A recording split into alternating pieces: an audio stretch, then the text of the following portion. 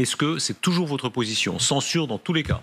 Bah oui, évidemment, puisque quand même Emmanuel Macron nous mène en bateau.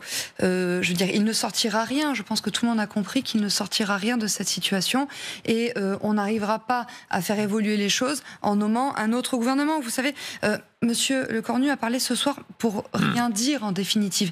Mais par contre, les gens se posent la question, est-ce qu'il n'a pas été missionné pour essayer de trouver un accord, à mon avis, peu viable pour empêcher la dissolution, pour permettre à certains députés issus de partis politiques sur le déclin? Les éditorialistes dorment, là, ils ne réveillent pas, ils devraient réagir un petit peu. Vous dites quelque chose d'un peu injuste, alors je me permets de le faire moi, ils dorment.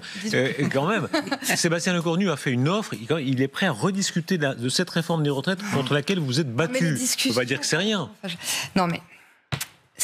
il ne bernera personne avec cette vague promesse de discussion dont on ignore les contours, etc. Oh, c'est plus que ça. Madame Borne l'a dit. C'est terminé. Mais vous vous rendez compte, d'ailleurs, les déclarations de Madame Borne, je veux dire, elles ont suscité beaucoup de vagues au sein de cette Macronie. Enfin, c'était quand même un cataclysme.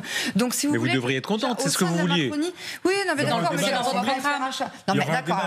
un débat, ok, super. On l'a déjà eu. Et ce débat, en plus, on aurait pu l'avoir. Vous savez, parce que moi, j'ai de la mémoire. Je me souviens qu'au début de l'année 2023, le Rassemblement national avait été tiré au sort. Vous voyez, on a pu déposer une motion référendaire, c'est-à-dire pour qu'il y ait un débat au sein de la population française, pour qu'Emmanuel Macron propose un référendum sur ce sujet particulièrement clivant. C'est la motion référendaire du Rassemblement national qui a été tirée au sort. Malheureusement, le référendum, donc le débat, n'a pas eu lieu. Pourquoi? Parce que la France insoumise n'a pas voulu mêler ses voix aux nôtres. Donc, vous voyez, donc le débat, ça fait 2 ans et demi qu'on aurait pu l'avoir. Maintenant, ce débat, il sera tranché au moment de l'élection présidentielle, parce qu'en fait, c'est pas une suspension qu'il faut, c'est une abrogation de cette réforme des retraites. Donc, Monsieur Lecornu essaie de nous endormir, pardon, pas avec nous. Alors qu'on comprend bien, votre but, c'est d'aller le plus vite au peuple, de voter, c'est ça? Oui, c'est l'issue. Enfin, c'est ce que les gens réclament, très sincèrement. Réaction sur ce plateau. Vous voulez dire qu'ils réclament un gouvernement de gauche, quoi? C'est ça ce que vous voulez dire? Non, je dis en fait qu'ils demandent juste de pouvoir s'exprimer. Voilà, qu'on ne l'empêche pas de s'exprimer, parce que c'est quand même dingue. On est en démocratie et on a un président de la République qui est ultra minoritaire, qui est littéralement détesté par les Français, une Assemblée nationale avec un bloc central, un bloc commun, je ne sais plus comment il faut les appeler, qui est également rejeté, qui a peur que d'une seule chose, c'est de la dissolution. Pourquoi? Parce qu'il sait qu'il va perdre son poste. Et en attendant, les Français sont privés de leur droit à s'exprimer. Et ça, nous... C'est bizarre ce que vous me dites, parce que effectivement, dans une démocratie, on ne peut pas voter tous les 15 jours, parce que dans une démocratie, il faut laisser... Je vous ai laissé parler. Il faut laisser une plage de temps pour agir, n'est-ce pas, pour appliquer son vote. Eh bien, la dernière fois qu'il y a eu une élection sérieuse en France, qu'on le veuille ou non, c'est l'élection présidentielle. C'est là où il y a le plus de participation et c'est le vrai moment démocratique de la France. Eh bien, la gauche n'était même pas présente au 2e tour. C'est ça la réalité. Mais Madame Diaz, qui représente le RN, de manière responsable. Alors, je ne veux pas de la politique des sondages dans mon pays, madame. Juste pour vous dire, en fait, là, on respecte juste la Constitution. En fait, la Constitution nous autorise à procéder à une élection législative 1 an après. On respecte juste, en fait, la Constitution, monsieur. Voilà. Et pardon de dire que l'élection législative n'est pas une sous-élection, contrairement à ce que vous venez de sous-entendre. Sibeth Ndiaye, quand Edwige Diaz dit au fond presque tous ont peur du peuple, sauf eux, c'est ce que vous dites en gros. Oui.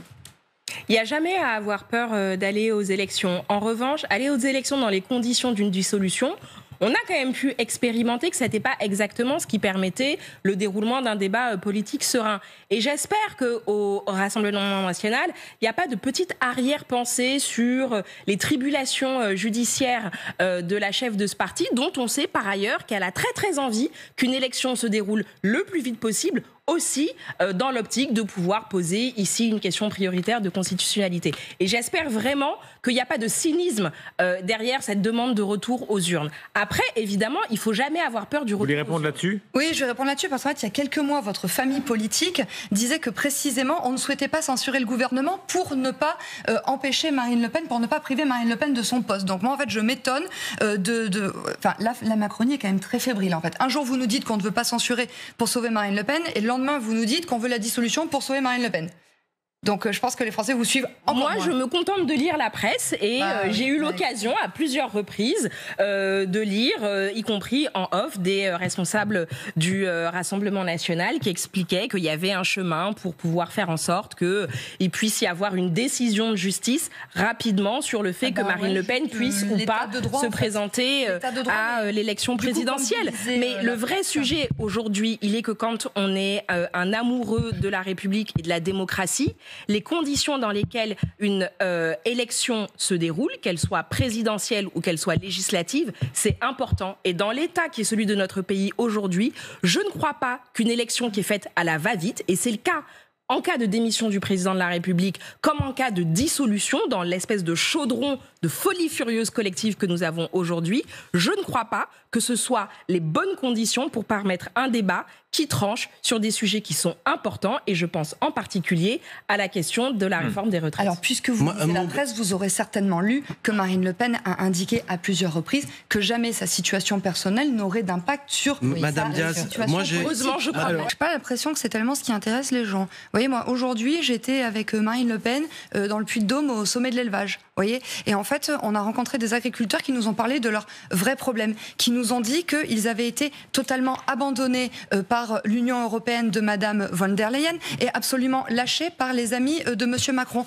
Donc, vous voyez, en fait, ma journée, c'était ça. Et ce qu'on a vu, c'est Marine Le Pen, une femme proche du peuple, proche des agriculteurs, sur le terrain, pendant qu'en parallèle, on avait des petits boutiquiers qui essayaient de sauver leur place dans les arrière-boutiques de Matignon. Mais alors, je ne connais pas un seul macroniste qui fasse preuve de responsabilité, tout comme je n'en connais pas un seul qui ne fasse pas preuve de mépris à l'égard du peuple français. Quand on demande le respect des institutions, quand on dit ce que tout le monde voit, c'est-à-dire que la situation est bloquée et qu'on demande au président de la République de redonner la parole au peuple, je pense que c'est ça, en réalité, mais faire si preuve pour de responsabilité. À la même situation bloquée. D'accord, mais alors du coup, qu'est-ce qu'on fait ?